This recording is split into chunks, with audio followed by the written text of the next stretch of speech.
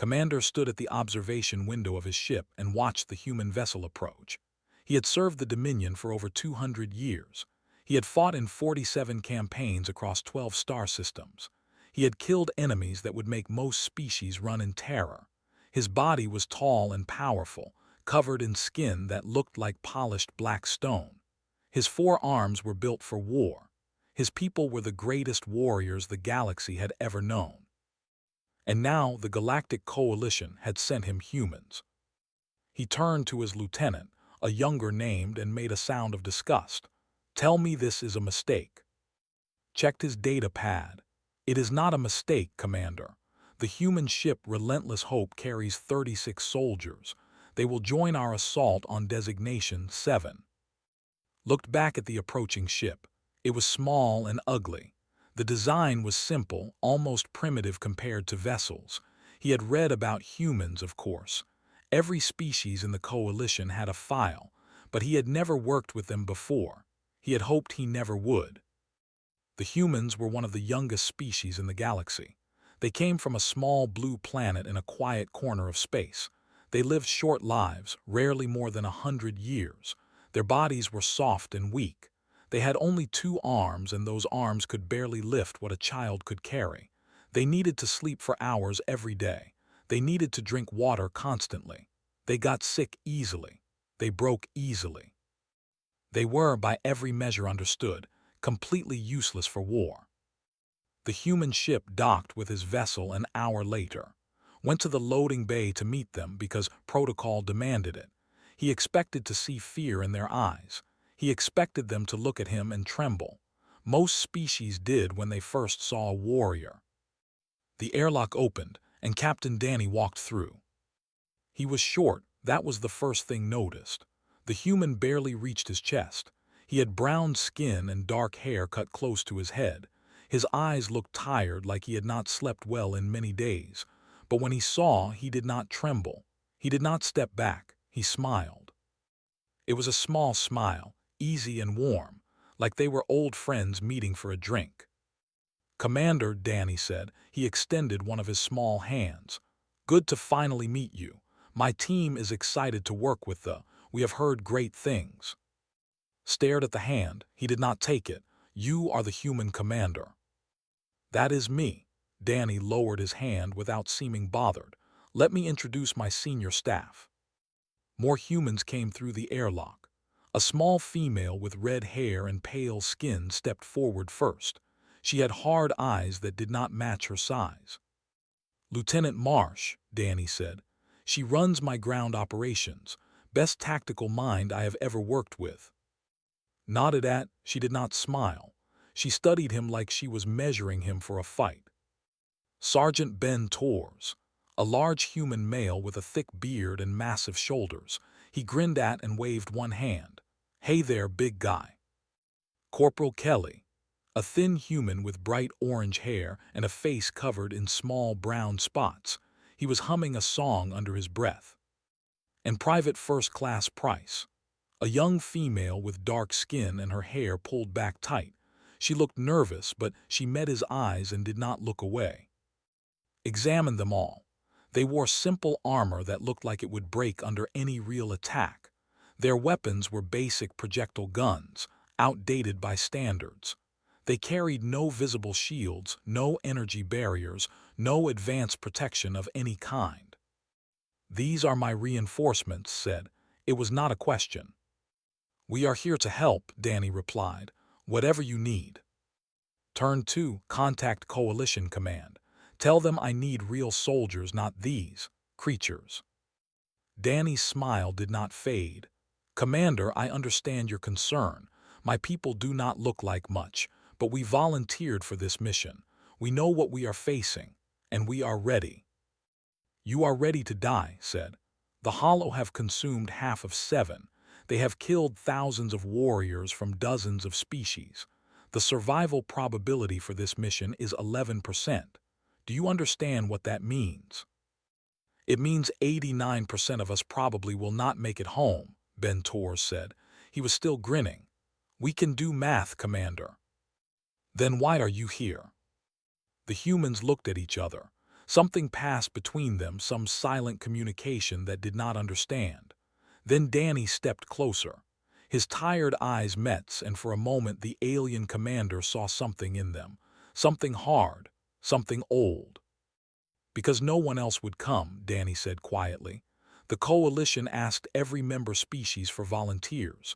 The sent 100 warriors because honor demanded it. The sent supplies. The sent medical teams. He paused. Humanity sent everyone who raised their hand. And Commander, a lot of hands went up. Did not know what to say. He looked at the small group of humans standing in his loading bay. They knew they would probably die. They had done the math, as the large one said, and still they had come. He thought about this for a long moment. Then he turned and walked toward the door. "We'll show you to your quarters," he said. "We arrive at 7 in 16 hours. Try not to break anything before then." He heard the humans laugh behind him as he left. Actually laugh like he had made a joke, like they were not walking toward almost certain death. Later that night, came to his quarters with a report. "Commander, I have accessed the human communication logs as you requested. And they have recorded farewell messages. All of them. Messages for their families, their friends, their loved ones.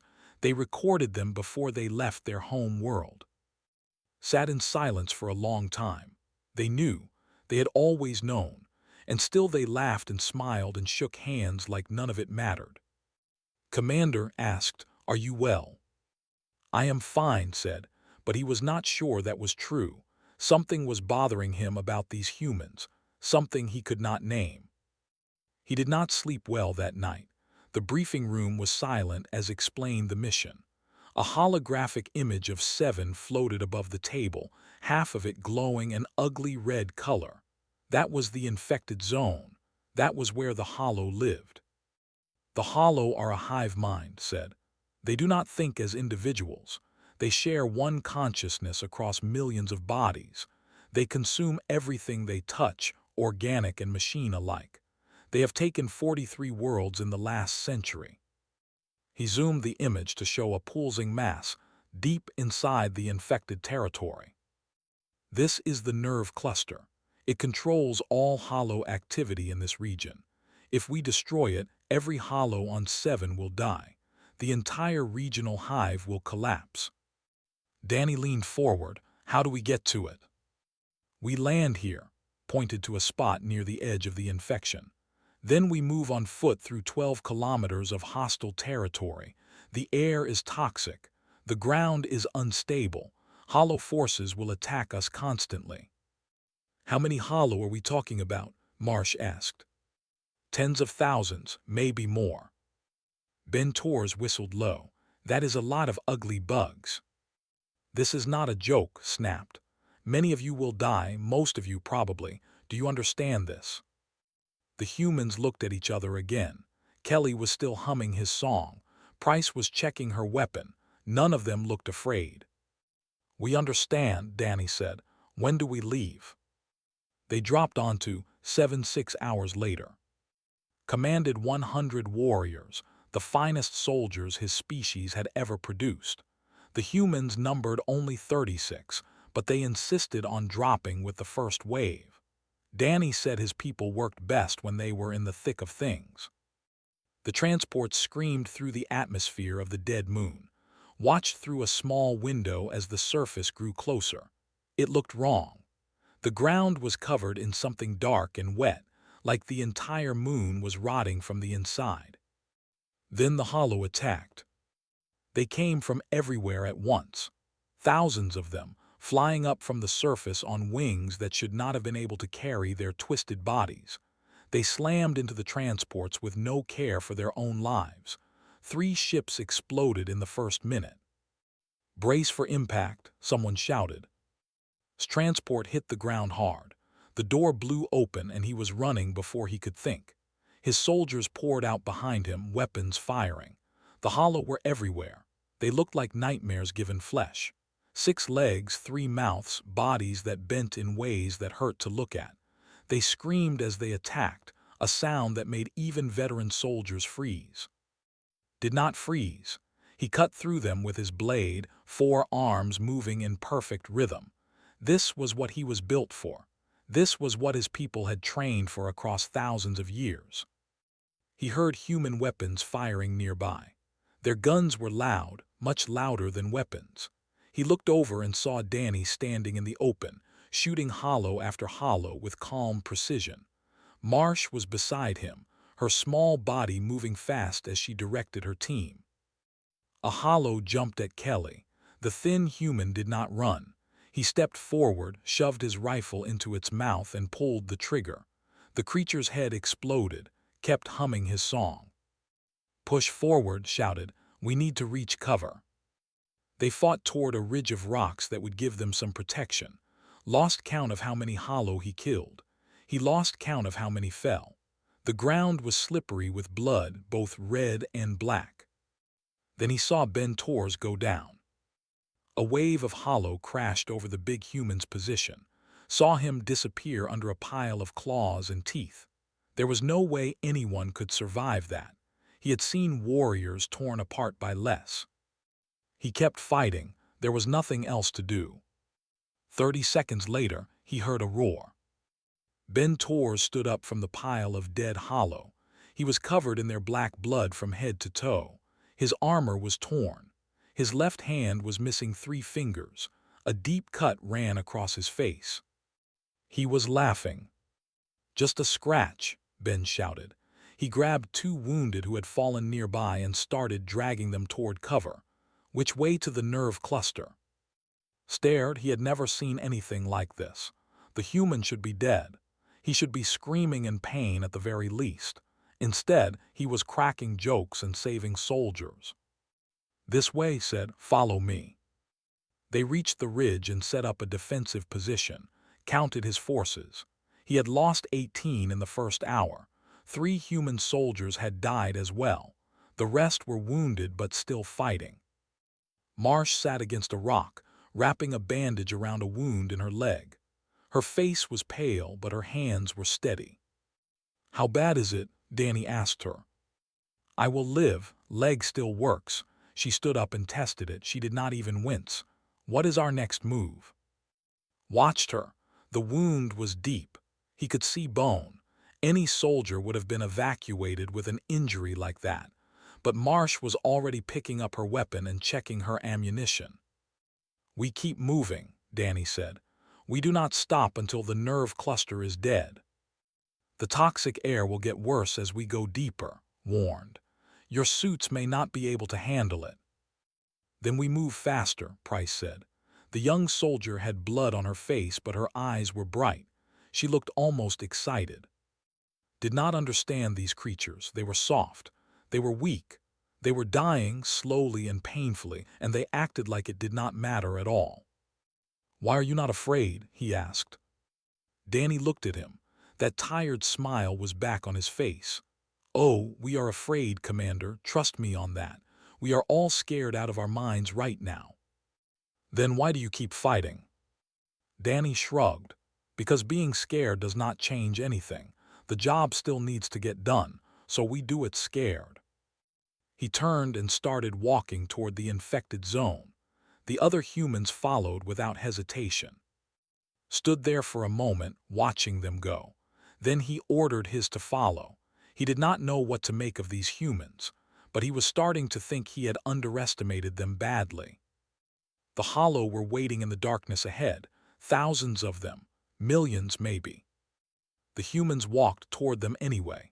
They had been walking for 6 hours when the environment started to change. The infected zone grew worse the deeper they went. The ground beneath their feet was soft and wet, like walking on flesh. The air turned thick with toxic spores that made even the cough and struggle. Strange lights pulsed in the walls around them, and sounds came from the darkness that did not sound like anything alive. Watched his soldiers carefully. They were trained to adapt. They adjusted their breathing, conserved their energy, followed protocol exactly as they had been taught. They were efficient and careful. The humans adapted differently. Private Price's rifle stopped working after the toxic air got inside it. Any soldier would have switched to a backup weapon or requested support. Sat down, pulled her rifle apart, and started making something new. "What is she doing?" asked Danny. "Give her 5 minutes," Danny said. 4 minutes later, stood up holding a weapon that had not existed before. She had combined parts from her broken rifle with fuel canisters and electrical wiring. When she pulled the trigger, a stream of fire shot out and burned a hollow that had been creeping toward them. "Homemade flamethrower," said, grinning. "My dad taught me to fix cars back home, same basic idea." Stared at her. "That should not work." "Probably not," she agreed, "but it does." They pushed deeper into the tunnels. The temperature started changing wildly. One moment it was freezing cold, the next it was so hot that the air itself seemed to burn. They adjusted their armor to compensate. The humans just kept moving. Kelly started singing out loud. Not humming anymore, but actually singing words. It was some kind of human song about a road that kept going and going. His voice echoed off the walls. "What is he doing?" asked. "The noise will attract more hollow." "The hollow already know we are here," Marsh said. She was limping badly now, but she had not slowed down once. "Sings when things get hard, it helps." "Helps what?" "Helps us remember we are still alive." Some of the other humans started singing with. Their voices were rough and tired, but they sang anyway. Even Danny joined in for a few lines. Found the sound strange and annoying, but he noticed something odd. The humans were standing taller, moving faster. The song seemed to give them strength that made no logical sense. A warrior fell behind them. The toxic air had gotten into his lungs, and he could not breathe. Moved to help him, but Ben Torres got there first. The big human lifted the onto his back like he weighed nothing. "I got you, buddy," Ben said. His hand with the missing fingers was wrapped in bloody cloth, but he did not seem to notice. "Just keep breathing." "Why are you helping me?" they asked weakly. "I am not one of your people." "Today you are," Ben said. "Today we are all the same people." They walked for another 2 hours, then they had to stop. Marsh collapsed. She had been fighting through her leg wound for too long. When she fell, saw that the wound had gotten worse. Much worse. Infection had set in, spreading dark lines up her leg. Danny knelt beside her. "Talk to me." "I am fine," she said through clenched teeth. "Just need a minute." "You need a medic." "The medics are all dead." She looked up at him. "I am not stopping, Danny. Do not ask me to stop." She reached for her belt and pulled out a small tool. Recognized it as a plasma cutter, used for cutting through metal. Before anyone could stop her, pressed the tool against her wound and turned it on. The smell of burning flesh filled the air. Screamed once, a terrible sound that echoed through the tunnels. Then she stopped screaming. She dropped the plasma cutter, took 3 deep breaths, and stood up. The wound was sealed, ugly and brutal, but sealed. "Let us keep moving," she said. Her voice was shaking, but her eyes were clear. Grabbed her arm. "That was insane. You could have killed yourself." "Maybe," she pulled her arm free. "But I did not, and now I can keep fighting." "Why?" The question came out before could stop it. "Why do you push yourselves like this? Why do you refuse to stop?" Looked at him for a long moment. Behind her, the other humans were resting, checking their weapons, helping the wounded. None of them were talking about retreat. None of them were calculating survival odds. "Commander," said slowly, "do you know what Earth is like, our home planet?" "I have read the files. It is a temperate world, nothing special." "Nothing special." She almost smiled. "Our planet has tried to kill us every day since we evolved. We have survived ice ages that covered half our world. We have survived plagues that killed most of our people. We have survived wars against each other that burned entire cities to the ground." She started walking again. Her leg was clearly causing her pain, but she did not slow down. "Every generation of humans has faced something that should have destroyed us, and every generation has looked at that thing and said, no, we do not accept this. We will keep going until we win or until we are all dead. There is no middle ground. Walked beside her. That is not logical. No, agreed. It is not logical at all, but it is who we are. My great-grandmother walked across a desert for 3 months to escape a war. She had no food, no water, no help. She walked because stopping meant dying, and she made it, glanced at him. That woman is the reason I exist. Her stubbornness is in my blood. It is in all of our blood. Danny fell into step beside them. She is right, Commander. Humans are not the strongest species. We are not the fastest but we are the most stubborn things in this galaxy. We do not know how to give up. We never learned. What if giving up is the right choice? Asked. Then we die making the wrong choice, Danny said simply. But at least we die trying. They reached a cliff overlooking a vast cavern. Below them could see the nerve cluster. It hung from the ceiling like a giant diseased heart, pulsing with sick light. Around it, thousands and thousands of hollow crawled and waited. The humans looked at it. None of them turned away. Well, Kelly said, his voice quiet for once, that is a lot of bugs. Yes, said, it is. They stood there in silence, looking at the impossible task ahead. Then Ben Torres cracked his knuckles and grinned. So, what is the plan? Stared at the nerve cluster below them for a long time. His mind worked through the numbers. The calculations were simple and brutal. They had 31 soldiers left. 12 humans. The hollow below numbered in the tens of thousands. Even if every soldier killed 100 enemies, they would still be overwhelmed. The math did not work. It could never work. We need to retreat, said finally. We will return to the ships, request reinforcements, and try again when we have better odds. Negative, Danny said quietly. Turned to look at him. The human captain was staring down at the nerve cluster with an expression the alien had never seen before. It was calm, too calm. What did you say? I said negative, Commander. Danny looked at him. We are not leaving. This is suicide. Worse than suicide, it is pointless death. Maybe, Danny nodded slowly. But the nerve cluster has to die today. If we leave now, the hollow will move it. They are already adapting to our tactics. They know we are here. By the time we come back with reinforcements, they will have defenses we cannot break through. This is our only chance. Then we die for nothing. No, Danny reached into his pack and pulled out a bundle of explosives. We die for something. One by one, the other humans did the same. Marsh, Ben Torres, Kelly, Price. All of them pulled explosives from their packs and started strapping them to their bodies. Felt something cold move through him. What are you doing? What we came here to do, said. She was wrapping explosive charges around her chest, calm as if she was tying her boots.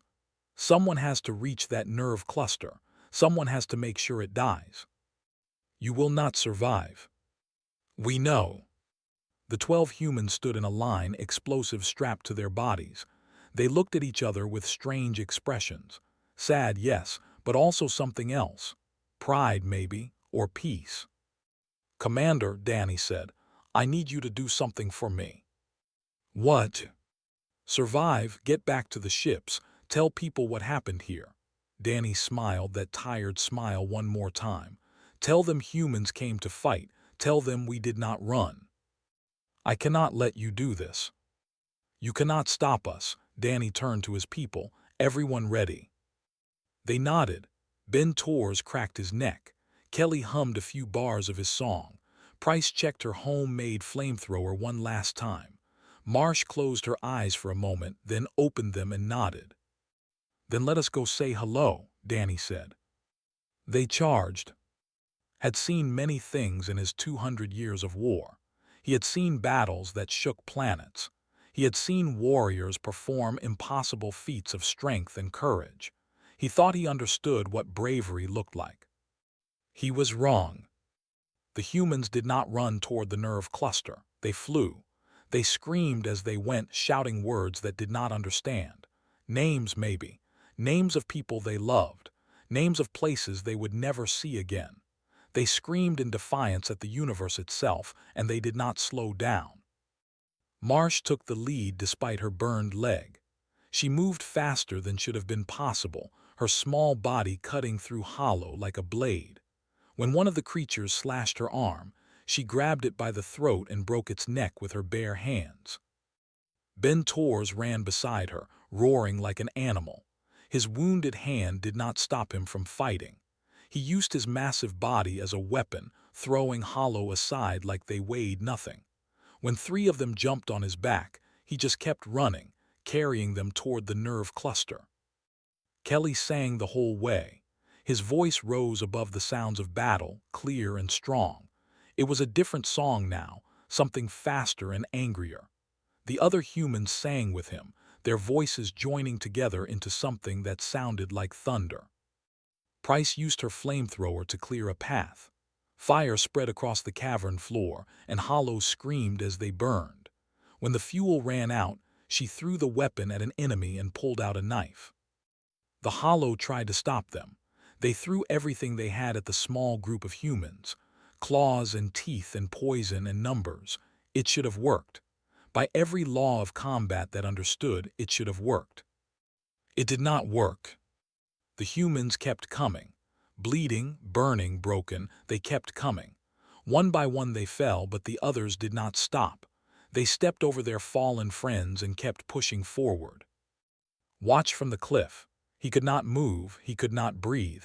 He was seeing something impossible. He was seeing a species that refused to die.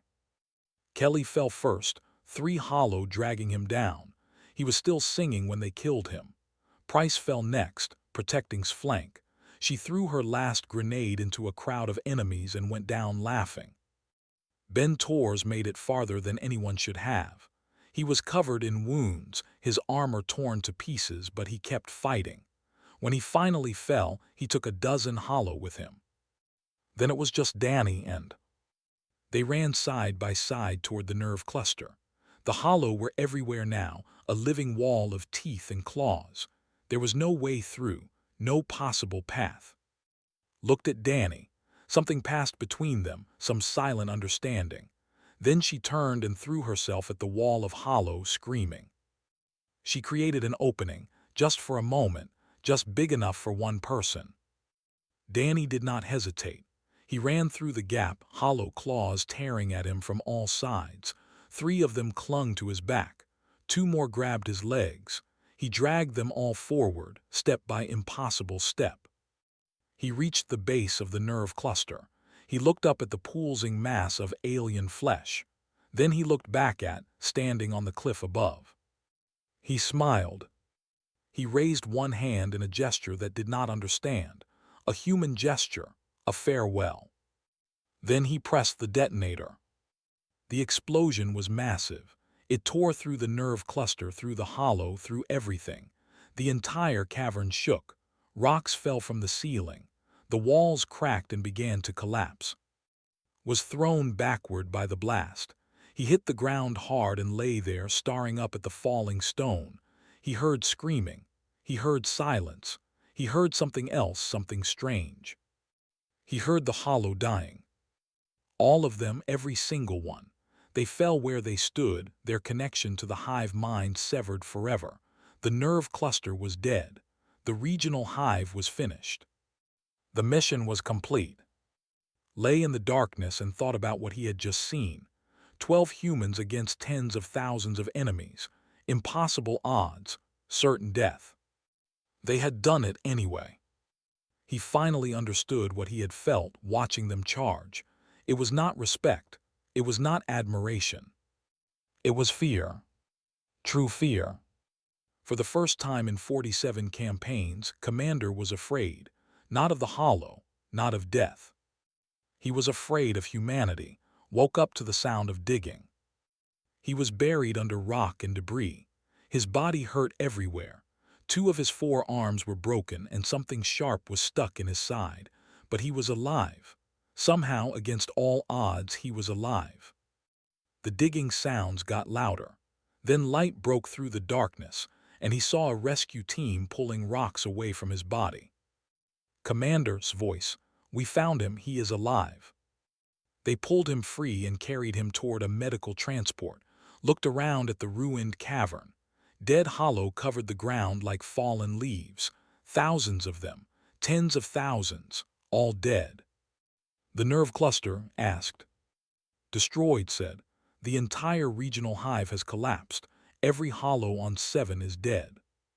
The humans hesitated. We found bodies, most of them, the explosion. He stopped and looked away. They did not make it, Commander. Closed his eyes. He thought about Danny's tired smile, about Ben Tor's laughing with missing fingers, about Kelly singing as he ran toward death, about Price and her homemade flamethrower, about Marsh burning her own wound closed just to keep fighting. Gone, all of them, gone. The medical team loaded him onto the transport. They flew back to the main ship, where doctors started working on his wounds. Lay on the table and stared at the ceiling and did not speak. 3 hours later, a rescue team sent an urgent message. Commander, we found something. You need to see this.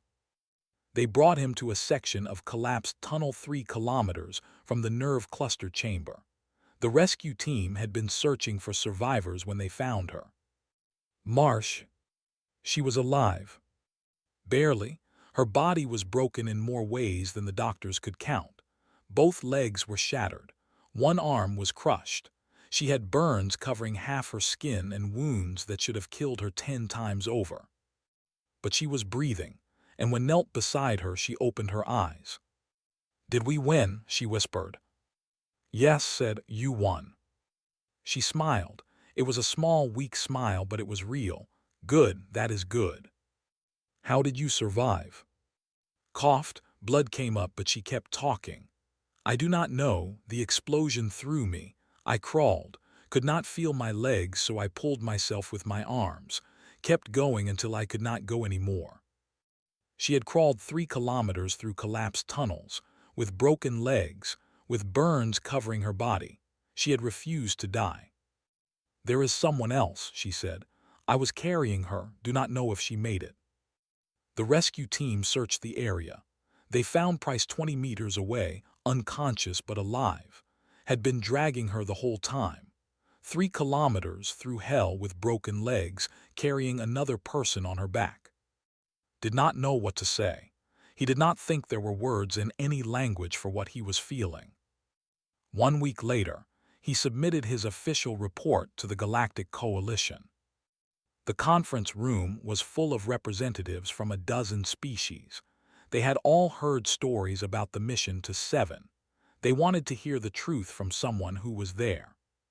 Stood before them and told the story. He told them about the drop, about the fighting, about the long march through the infected zone.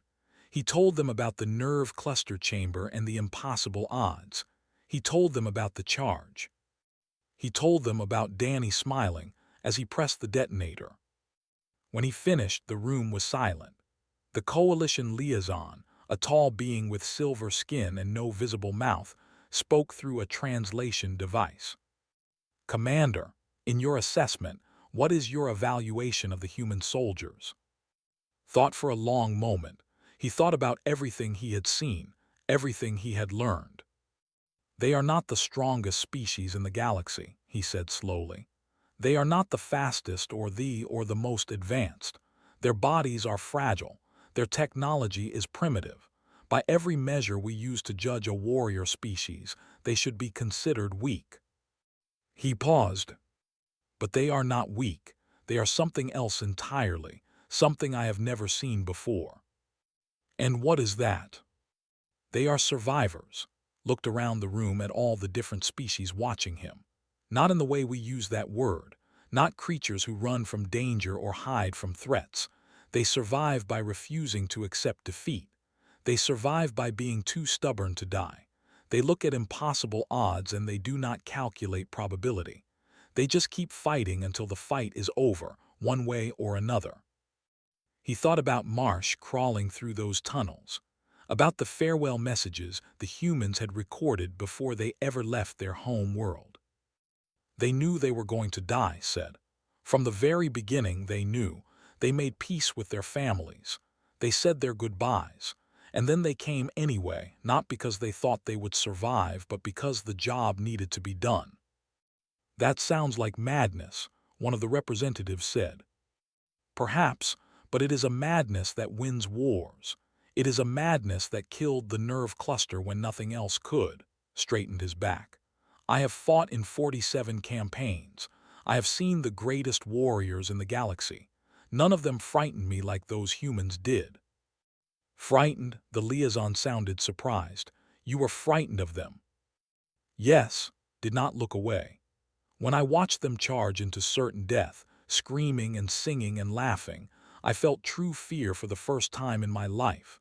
Not fear of the hollow, fear of what humanity could become if they decided to turn that stubborn fury against anyone else.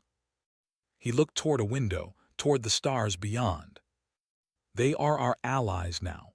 They consider us friends. I think we should all be very grateful for that, because I have seen what they do to their enemies, and I never want to be on the other side of a human charge. The room stayed silent for a long time after he finished speaking. Marsh survived. So did Price. It took months of surgery and recovery, but they both walked again eventually. Visited them in the hospital once, near the end of their treatment. I wanted to thank you, he told, for what you did. She looked up at him from her hospital bed. She was thin and pale, covered in scars, but her eyes were the same as they had always been. Hard, determined, unbroken. We were just doing our job, she said. It was more than that. Smiled, maybe, but that is what humans do, Commander. We take the job nobody else wants and we do it until it is done. That is who we are. Nodded slowly. He understood now. He finally understood. Humans were not special because they were strong or fast or smart. They were special because they simply refused to quit. They had built that refusal into their very bones, passed it down through generations of survivors who had faced impossible odds and won through pure stubborn will. He left the hospital and looked up at the stars. Somewhere out there was a small blue planet called Earth, a planet full of creatures who did not know how to give up. The galaxy was about to learn what that meant. And Commander, veteran of 47 campaigns, was very glad he had learned it first.